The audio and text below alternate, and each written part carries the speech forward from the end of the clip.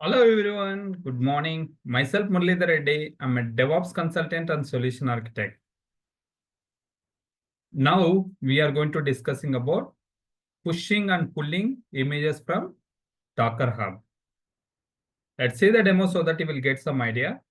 So for that one, right, here we have a DevOps 0 to Hero series, day 30 Docker, and here I already written the documentation as well. We can see the demo so that you will get some idea. So for that one, right, here I log into the Docker Hub. It is under my user. Usually, as I said earlier, we always having that organization. Under organization, will be create the repositories. But in my case, right, I have only under my user, I'm going to create it. But again, I'm repeating, please don't tell in interview level. We will be create the repositories under user. No, we will be always create the repositories under the organization only. Okay. But our practice purpose, that is fine. Now here, you can go to that. Here you can see the create a repository. Click this one. And here it is asking the repository name and the particular description. And here you can see that whether you are going to be create a public or private. First of all, what I'm going to give the repository name is user-registration example. And here you can give this particular repository name. And if you want, you can write the description as well. Example, I have mentioned same only. And here most important guys, usually in real time, we always create the private only. We always create the repositories private only. But our practice purpose, you can give it public or private, anything's fine. But in real time, again, I'm repeating, we always create the private repository only. Just you also select, I'm also selecting here private only, just to create the repository. Now, if you see here, repository is created. Now, what you have to do? First, we need to push the particular Docker image from local to remote repository. That is the Docker Hub. Let's see how do we do. For that one, here we have a Docker file. Now, here you can see the Docker file. From this particular Docker file, I'm going to build the Docker image, and then we'll be tag it, and then we'll be push the Docker image to Docker Hub. First of all, Docker build dot -i, sorry, -t. Here you have to remember, guys, just example, I took that Nginx example. I'm considering as this is the user registration application. Example, you can assume, guys, okay? You can assume this is the user registration application. That's why I'm giving here. 1 second. User registration. User registration. Okay, user registration. Now we can enter. Now if you see here, what is happening, right? It is build the Docker image. Okay. Now build the Docker image, that is fine. Now you can go here, git status, sorry, Docker images. And here you can see that just now user registration, it is created. We have created that tag name is latest one. Again, I'm repeating, in real time, we won't be use the tag is the latest one. We always give the specific ID. Example, git commit ID will be pass it instead of giving the latest tag. Understand, right? But our practice purpose, that is fine. Now I build the Docker image. Now I need to push this particular Docker image to Docker Hub. How do we do? First of all, you need to do the Docker login command. Docker login. When you do the Docker login, right, what is happening, right? It is asking the username, and then you need to enter the either password or you need to enter your access token. That is a PAT token. We can consider as a PAT token.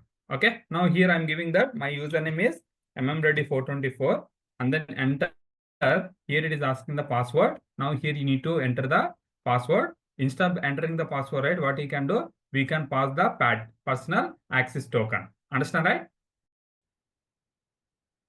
So to generate the PAT, that is a personal access token, you can go to your profile, and here you can see that account settings. Click the account settings, and then here you can see the left side we have a personal access tokens. Click this personal access tokens, generate the new token. Here you have to remember, just you need to mention that expiration date. You can give anything, whether you want to be expire that particular password 30 days, that token is 30 days, 90 days, or customized one. Depends on our use cases, will be do that. But in my case, I'm giving that none. So it won't be expire the token. Understand, right? And here you can see that access permissions, whether it is public repo read only or rewrite or rewrite delete. In my case, I'm giving that rewrite delete permissions. and then here I'm giving that example Docker. Okay, now you can generate the token.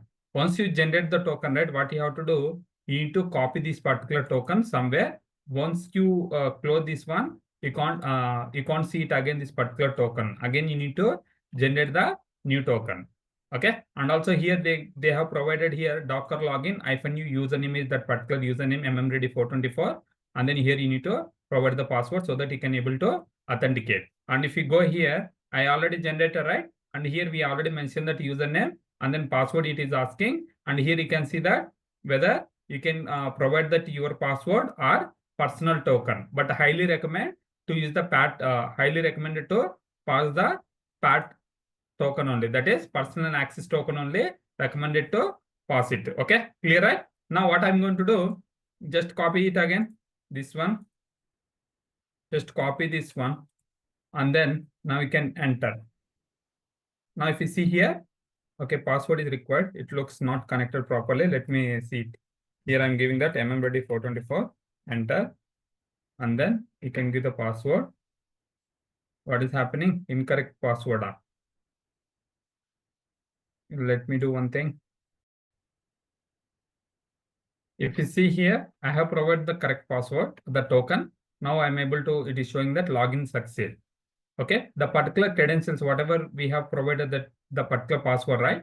It is available under root, the root.docker config.json. Remember, it is unencrypted only. It is a base64. It is there. Just I'm going to showcase that. You can use the cat command and you can give it this path so that you can see it here. If you see here, this is the password. Remember, this is the base64 encoded one, not the encrypted one. Understand, right? Fine. Now we have provided that username and also token as well. Now I have logged in. Now what I can do, right? I can push the Docker image from your local to DockerHub. Now if you go here, we can give it here Docker images. And here you can see that I need to push this particular Docker image that is related to user registration. The tag name is the latest one. Now we can try it. Let's say Docker push command. I need to use the Docker push, and then here you can give it your repository name :latest. Now we can enter. If you see here, when I'm trying to push that particular Docker push, the particular repository name :latest one, here we are seeing the error, right? We are seeing the error related to requested access to resources denied. The reason is right. Remember one thing, when you're trying to push from your local to remote repository, that is a DockerHub or AWS ECR, your image should be matched to your local, whatever remote repository, right? Example, if you go here, this is our repository. What is that? User-registration mmready424. This is my username / user-registration is the repository name. Now what you have to do, right? Your local image name, this particular repository name and the remote repository name both should be matched. Then only you can able to push it. But in my case, right? In my case, my username, my repository name is user-registration. But in DockerHub, we have my repository name is mmready424 / user-registration. That's why it is throwing the error like requested access to the resources denied. The reason this particular name is not available, right? Remote repository. Then what you have to do? You need to create the tag from this particular image. Again, I'm repeating, guys. When you are trying to push from your local to DockerHub or AWS ECR, whatever we have, example, in my case, in our case, we are discussing DockerHub, right? The particular DockerHub repository name should be, the particular name should be matched to your local repository name. Understand it? Then what you have to do? Now you can go here, Docker tag command, and then you can give it your image ID. I'm giving this image ID, image ID, and here we need to give it your repository name. What is the repository name? This one, repository name, example, I'm giving that latest. Now you can enter. If you see here, now you can give it Docker images. If you see here, my repository name is matched from local and remote. That is the DockerHub repository name is same. Then I can try. If you are trying to push from your local to remote, it will work. Understand, right? Now what I'm doing here? Docker push mmready 424 slash user hyphen registration colon. What is the tag name? That is the tag name is latest. Now we can enter. If you see here, remember, this is my remote repository URL name. Remote repository URL name and local repository name both match. That's why I already log in using Docker login command. It means from my local already authentication to DockerHub. Now I'm trying to push the particular Docker image to DockerHub. Now you can enter here. Now if you see here, Docker push mmready 424 slash user hyphen registration colon latest one. If you see here, the latest tag is push to DockerHub. Clear, right? Now, if you go and check it here, earlier we don't have any tags. Now, if you see here, we have a tag related to latest one. Just now, less than minute ago, it was pushed from local to remote, that is DockerHub, remote repository, that is DockerHub. Inside the DockerHub, that is mmready 424 slash user hyphen registration repository. We push the particular image from local to remote.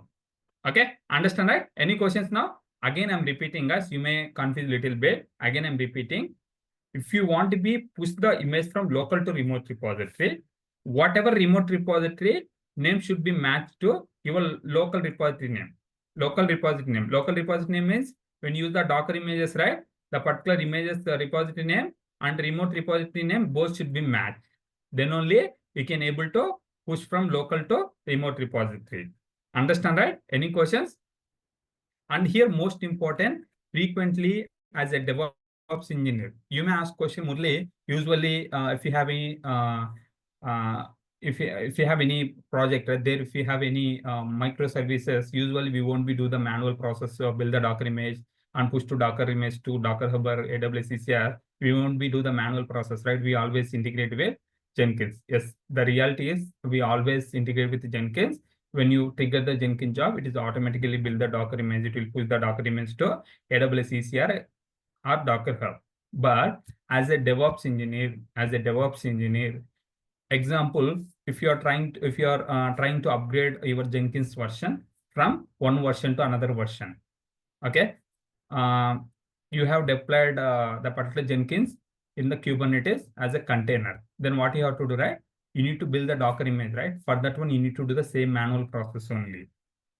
Example, Jenkins, I said, Nexus, JFrog, Jenkins master slave nodes as well. Slave nodes also will be read the Docker file, will be build the Docker image frequently. We will be do the everything manual process only because we'll be clone that particular repository and then we'll be build the Docker image. We'll be change the particular versions. We'll be build the Docker image and we'll be push the Docker image to DockerHub or AWS ECR. Clear, right? Any question? This is the one of the most important. Frequently, we will be use it as a DevOps or cloud or SRE engineer. We always use the Docker push pull command. Okay, clear, right? Any questions now?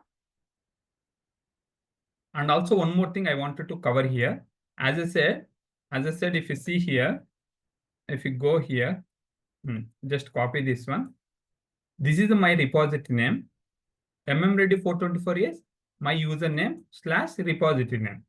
But as I said, right, in real time, we'll be having that organization name, org name / repository name. Org name is nothing but organization name / user hyphen registration. Clear, right? Example, I can tell you. If you are working one of the organization that is techworldwithmurali, then how we'll be having that repository organization name in the DockerHub, right? techworldwithmurali. This is the organization name / and then we'll be create the repository name under organization only. Instead of creating the user under your user, we always create the under organization. But in my case, right, I haven't purchased that organization. If you see here, if you want to be create the organization, you need to purchase it. That's why I'm not showcasing here. But in real time, we always having the organization. Inside the organization only, will be create the repositories. The reason inside the organization will be provide that access to some other peoples as well. Example, if you are working organization in the particular project, DevOps engineer having 3 members.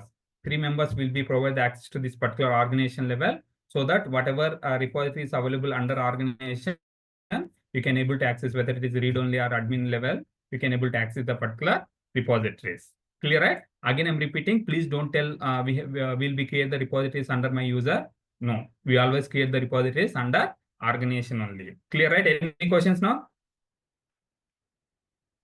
If you have any questions, feel free to reach out to me via LinkedIn, Instagram, Telegram.